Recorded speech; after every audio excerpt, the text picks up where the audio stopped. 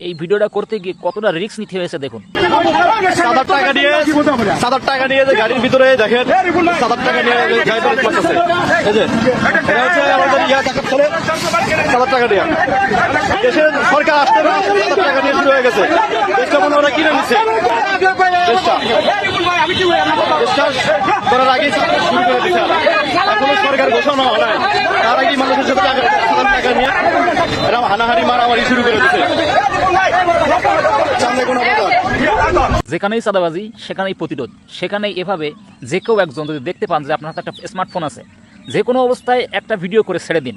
এই জাতির কাছে তাদের মুখোশটা খুলে দেওয়া উচিত, কারণ তারা ডিজিটাল বাংলাদেশ গড়ার নাম করে ডিজিটালভাবে চাঁদাবাজি করতেছে।